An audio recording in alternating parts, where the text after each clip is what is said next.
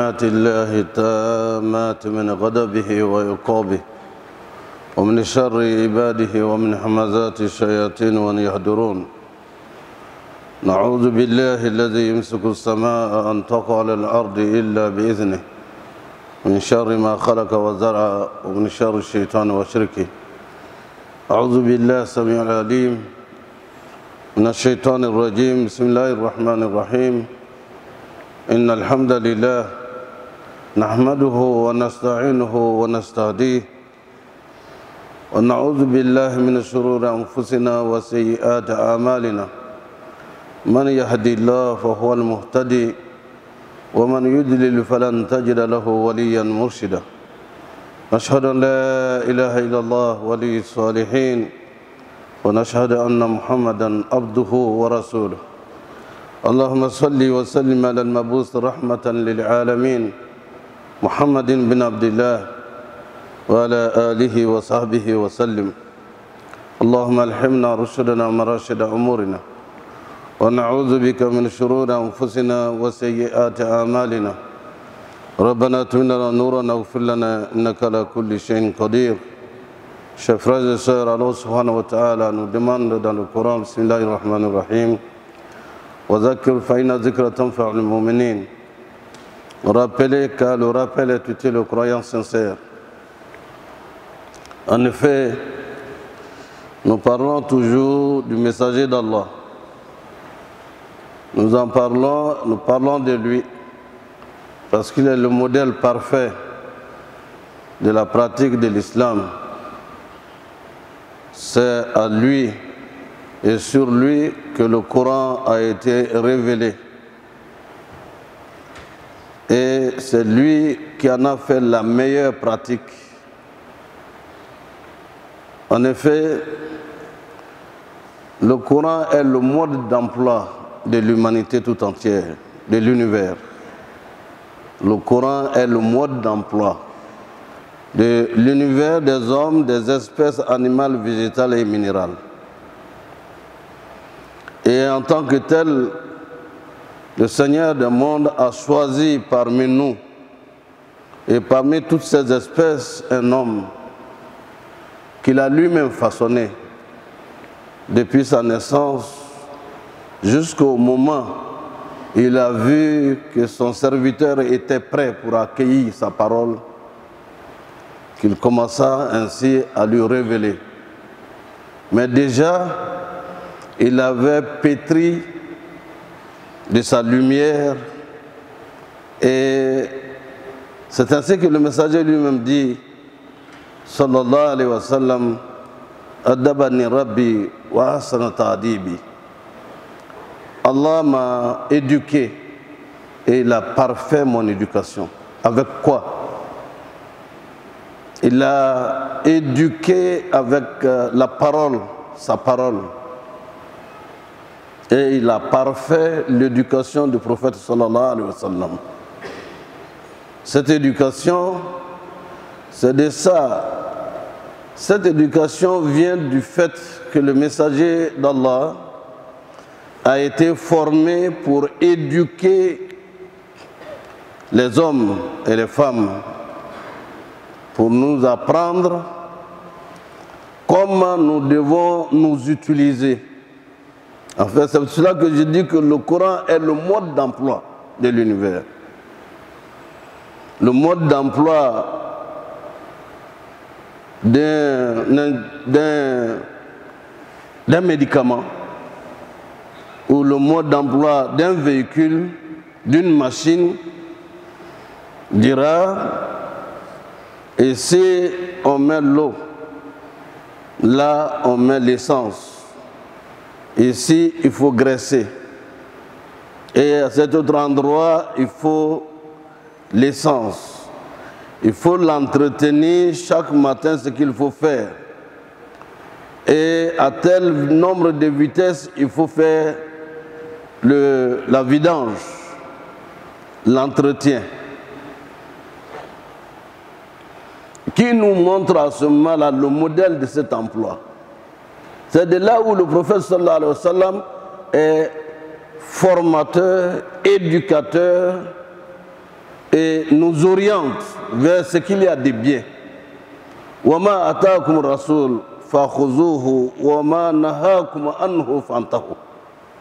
Votre éducateur, votre formateur, celui qui vous oriente, ce qu'il vous dit de faire si vous voulez avoir le salut dans ce monde d'ici-bas, si vous voulez avoir le paradis dans l'au-delà, faites comme lui. وَمَا نَهَاكُمْ عَنْهُ فَانْتَهُوا. S'il vous dit ne faites pas ça, arrêtez de le faire. Pourquoi? Pour notre bonheur dans ce monde d'ici-bas et le meilleur, le bonheur le plus grand qui nous attend, c'est l'entrée au Jannatul Firdaus, le paradis des vertueux serviteurs. C'est pour cette raison, ces frères et sœurs, qu'on parle et on doit parler au cours d'un colloque. N'est-ce pas? Un colloque où il doit y avoir plusieurs intervenants sur chaque aspect de la vie du prophète Mohammed sallallahu alayhi wa sallam. Un conférencier viendra parler du prophète en tant que modèle. Quel modèle? Le modèle d'un jeune qui a respecté la vie humaine, qui s'est respecté à ne pas être dans le désordre sexuel ou dans le désordre moral. Pour ne pas avoir des déficits ou bien lorsqu'il va grandir, ah, il était comme ça, il était bandit, il était ceci, ceci. Non. Unanimement, puisque c'est Allah qui l'a éduqué. Ainsi vous verrez, orphelin de père et de mère. Donc on ne dira pas que le père l'a élevé, l'a éduqué, la mère l'a éduqué, l'a façonné. Non. Dieu a fait en sorte que ces sentiments, bien que nécessaires à l'évolution de l'être humain, le prophète en a été privé dès le bas âge. Pour ne rester que les grands-parents pour s'occuper de lui. Mais ceux-là étaient émerveillé par la sagesse vénale, tout à fait petit, jeune, on le voyait déjà dans une certaine sagesse. Et ils étaient étonnés, émerveillés de voir son comportement vis-à-vis des jeunes de son âge et vis-à-vis des personnes adultes et vis-à-vis des personnes âgées. Et tout le long, c'est pour cette raison qu'il est un modèle, il fut un modèle avant la révélation. Et quel était son surnom? Contrairement à ce que nous voyons aujourd'hui, la plupart des jeunes ont un autre nom que le nom que les parents lui ont donné islamiquement parlant. Lui, son surnom, c'était Muhammad al-Amin. Mohammed, l'homme de confiance. On n'était pas encore dans l'islam pratiqué comme tel. C'était la Jahiliya où les idoles étaient là pleins dans la Kaaba et autour de la Kaaba. Mais lui s'est distingué par un comportement hanafite, s'éloignant des idoles, mais guidé par la lumière d'Allah subhanahu wa ta'ala. Tout ce qu'il faisait était envié. Il n'avait que des amis dans toutes les couches de la société mécoise. Il est modèle parce qu'il est suivi, il est entraîné, il est orienté par le Seigneur du monde. D'où Mohammed al-Amin, il a déjà ce surnom qui est déjà un premier diplôme, parce que le meilleur diplôme de la vie d'un homme ou bien d'une femme, c'est la moralité. C'est le bienfait et le comportement. Or, ce comportement a été jugé parfait par toute la société dans laquelle il vivait.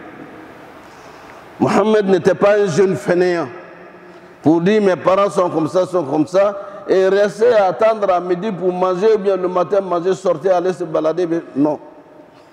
Tout jeune, il sortait avec son oncle pour aller surveiller les quelques brebis qu'il avait, que les parents avaient. Comme quoi, c'est aussi un métier.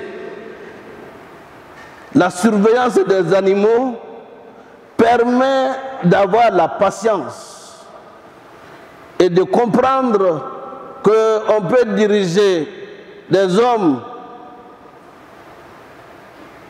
les animaux avec un seul bâton, mais les hommes, il en faut pour chaque personne un bâton.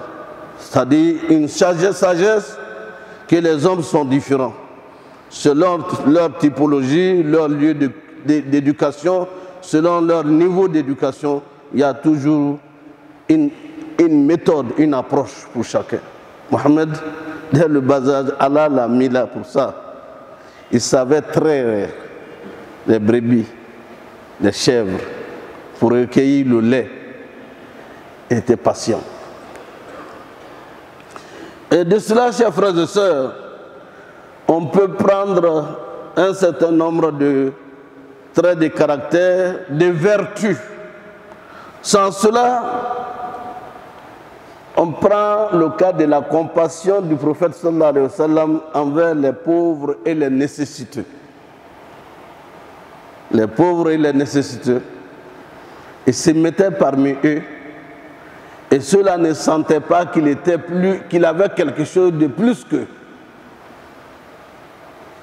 Pour sentir un orphelin de père et de mère, les conditions, ils savent ceux qui sont dans ce besoin, qui sont orphelins, qui sont nécessiteux.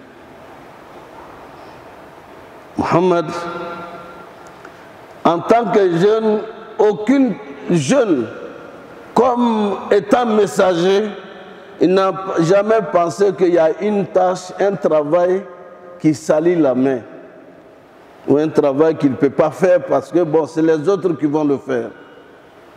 Dès qu'il y avait un travail en commun de construction, ou bien lorsqu'il y avait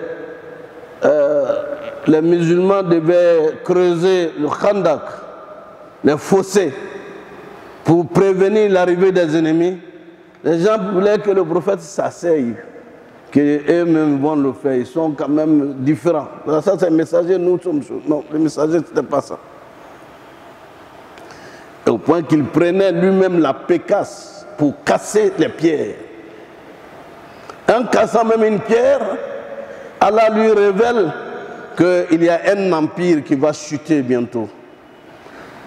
La confrontation entre les Romains et les Persans, ce sont les Persans qui ont été victorieux, qui ont eu la victoire. En cassant une grande pierre, il dit non, cette fois-ci, ce sont les croyants romains qui seront victorieux sur les animistes. Le messager ne se prenait pas supérieur aux autres par rapport à l'exécution des tâches, malgré son rang et sa notoriété. Le prophète Mohammed sallallahu alayhi wa sallam, on peut parler aussi au cours de ce colloque le sens de l'hospitalité, l'accueil. Le messager d'Allah, et vous le savez, on a déjà dit ceci ici, que à plusieurs événements se sont passés comme ça. Des religieux catholiques sont venus de Najran. Ils veulent savoir celui qui est arrivé, dont on parle, qui c'est. Et on vient dire que c'est Mohammed. Et on les oriente vers Mohammed parce qu'il est assis parmi les gens. Personne ne sait pas qui est le messager. Il ne se distingue pas pour dire allez asseoir Mohammed à un endroit où tout le monde va voir que c'est le messager qui est là. Modestement, humblement, il est assis parmi les gens. On leur dit c'est lui. Ah. Cela, leur heure de prière arrive. Ils veulent s'excuser pour arrêter leur conversation, ils s'excusent pour aller faire leur prière en dehors de la mosquée du messager d'Allah, Muhammad sallallahu alayhi wa sallam. Il leur dit, s'il vous plaît, vous allez où? Qu'on va, notre heure de prière est arrivée. Non, mais faites votre prière ici en même temps. Faites votre prière. Et après la prière, nous allons continuer notre entretien. Ils se sont regardés après leur prière que c'est le messager que Dieu a envoyé, le dernier messager de l'histoire de l'humanité. Ils sont venus avec une foi, ils sont retournés avec la foi de l'islam par rapport à lui, par rapport à son attitude, par rapport à son langage, par rapport à son comportement, l'hospitalité. Et le prophète sallallahu alayhi wa sallam, cette autre personne est venue, c'est un villageois. Loin de moi de dire que les villageois n'ont pas de bonnes attitudes, mais chez les bédouins, il descend de son chameau et il vient comme ça. Il dit, Mohamed, où il est? Et puis en même temps, il a envie de se soulager. Il se tourne d'un côté de la mosquée, il commence à se soulager. Ah, les compagnons ne peuvent pas comprendre pourquoi quelqu'un ne peut pas savoir qu'ici c'est un lieu saint. Il se rue sur lui, le prophète dit sallallahu alayhi wa sallam, laissez-le se soulager. Le monsieur s'est soulagé, il a fini de se soulager, il l'appelle. Il dit, ici c'est la mosquée, le lieu de prière. Et il dit, je comprends. Il dit, c'est toi Mohamed. Il dit, c'est moi Mohamed, que je comprends. Ashhadu an la ilaha illallah wa ashhadu anna Muhammadan Rasulullah sallallahu alayhi wa sallam. Et ce monsieur va prier Allah pour dire, Seigneur, accorde-nous à Mohammed et moi le paradis, mais ceux qui voulaient me lyncher, non, non, ne sont pas dedans. Le prophète dit, Dieu est miséricordieux, sa miséricorde va au-delà de cela. Et prie pour tout le monde, prie pour nous tous, qu'Allah nous accorde le paradis et qu'il nous guide dans le droit chemin. C'est ça le sens de l'hospitalité. Le prophète sallallahu alayhi wa sallam a reçu le message d'Allah pour un peu féliciter les gens de Médine.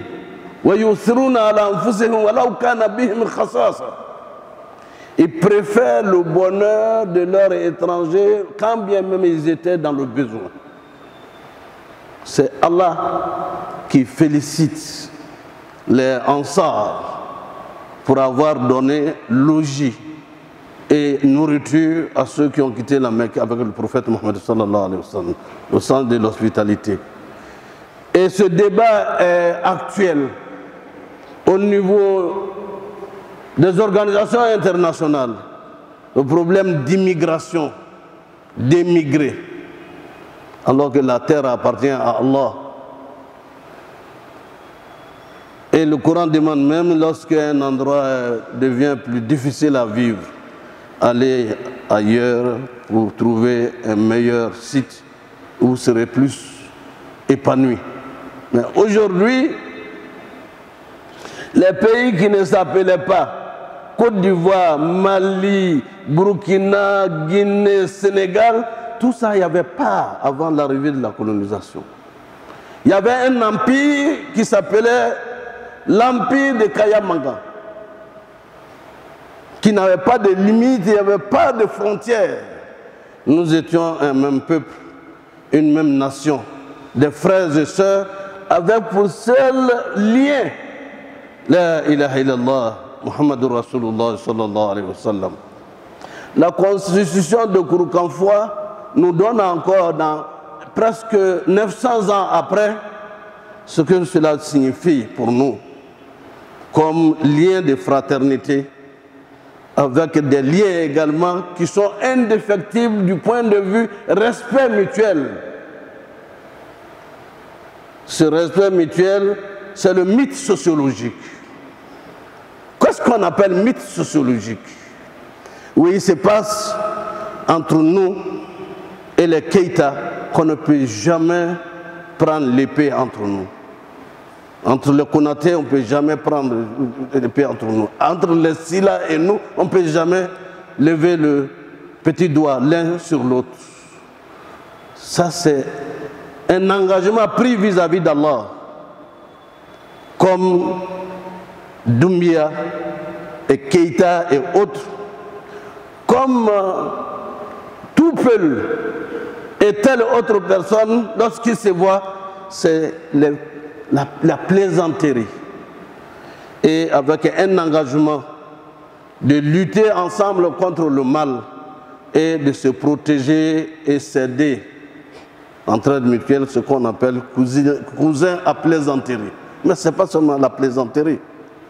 Le Sénéfo et le Koya, le Sénéfo et le Oué, et le Sénéfo étant, et bien d'autres entre nous.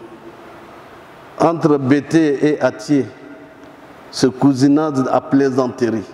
On dirait même qu'ils sont en conflit, mais alors qu'ils sont en train ainsi de démontrer qu'il ne peut jamais y avoir de conflit entre eux choses. Le prophète sallallahu alayhi wa sallam a instauré une diplomatie entre les musulmans pour être des frères qui ne peuvent pas se combattre et qui ne peuvent pas se faire la guerre de conflit. Or, qu'est-ce que notre monde d'aujourd'hui? Monde d'intérêt, de frontières, alors qu'on doit se considérer, et on l'est. Les croyants ne peuvent être que des frères. Ce messager, Mohammed sallallahu alayhi wa sallam, ce colloque doit avoir le sens de l'hospitalité que l'islam et les musulmans doivent montrer au monde. Pourquoi terrorisme? Pourquoi toutes ces guerres inutiles qui font des centaines et des milliers de morts à travers le monde? Les tribunaux d'inquisition, les autodafés qui ont endeuillé le monde au XIIIe siècle, au XIVe siècle. Qui peut du doigt désigner telle ou telle communauté religieuse d'avoir créé certaines notions? L'islam, c'est la paix, et le prophète est le messager de la paix, de l'amour, de la fraternité humaine, du respect de l'homme, du respect du droit des uns et des autres. Même les plantes ont des droits. J'ai failli pleurer, il y avait un gros arbre de ce côté, n'est-ce pas? Derrière vous, il y avait un gros arbre. Je suis venu trouver que des ignorants ont abattu cet arbre, alors que cela fait certainement l'âme de ce quartier. Et un autre arbre, je suis venu, ils ont élagué. Ils ont fait, ces arbres-là ont fait quoi à ces personnes? Ils recueillent l'oxygène et nous distribuent l'oxygène par la volonté d'Allah. Le prophète sallallahu alayhi wa sallam, lorsqu'il a envoyé une expédition, il dit: ne touchez pas aux personnes âgées, aux femmes, aux enfants, et ne touchez pas aux arbres. Pour dire, ceux-là ont le droit à l'existence. Et notre existence est liée à beaucoup de phénomènes qui nous entourent dans la biosphère. Chers frères et sœurs, le prophète était bon. Il est bon parce qu'il ne s'aide pas dans notre vie d'ici, mais il est dans la vie de l'au-delà. Nous devons lui faire honneur. C'est pourquoi Dieu a dit: la gadkana la confi rasulillahi uswatun hasana. Vous avez au prophète Mohammed sallallahu alayhi wa sallam un exemple parfait. C'est cela, lorsque j'entends des gens dire: oui, pourquoi vous faites des journées, n'est-ce pas, de Maoulid, ce n'est pas pour fêter. C'est pour se rappeler ce noble au-dessus de tous les nobles de tous les temps. Parce qu'on ne peut aimer quelqu'un que lorsqu'on le connaît véritablement. Et dans ce temps, il y a une rubrique qui est animée par l'imam Youssouf sur la vie du prophète, de ses compagnons, pour que ça nous serve de leçon dans notre conduite de tous les jours, dans la conduite de nos communautés, et pour surtout nous soyons des acteurs de paix qui s'aiment les uns les autres et qui luttent pour le bonheur des uns des autres. Laissez ces frontières-là, chers frères et sœurs. Ceux qui sont de l'autre côté ne sont pas nos ennemis et ne seront jamais nos ennemis. Nous sommes tous engagés dans une djihad, c'est la paix. Faire en sorte que la paix règne en nous, autour de nous. Et que nous soyons des modèles pour l'humanité, parce que c'est ce que le prophète a été, et il est, et il demeure, le pacificateur par essence et par excellence. C'est un autre sujet qui va être dans ce colloque aussi. Comment le prophète sallallahu alayhi wa sallam a pardonné à ceux qui l'ont exécuté, qui ont tué des musulmans, qui les ont chassés de la Mecque. Il est revenu pour dire, non, ce sont nos frères, ce sont les enfants de nos pères et de nos grands-pères. Ne touchez pas à qui que ce soit. Effacez l'image qui était sombre hier quand ils nous ont fait du mal. On ne paye pas le mal par le mal. Entrons. Et Abu Sufyan qui était l'ennemi juré. Allons chez lui. Chers frères et sœurs, le modèle de l'islam, c'est, on dit, le prophète sallallahu alayhi wa sallam était le Coran en mouvement. C'est le prototype de l'application du projet d'Allah, d'un homme exemplaire, et que vous soyez aussi des exemples, que nous soyons des exemples, que nos mamans, nos sœurs soient des exemples, des pratiques de la sunna du prophète sallallahu alayhi wa sallam. C'est dans cela que nous avons notre bonheur dans ce monde d'ici-bas. Et c'est dans cela que nous aurons notre bonheur dans l'au-delà avec le gain du paradis.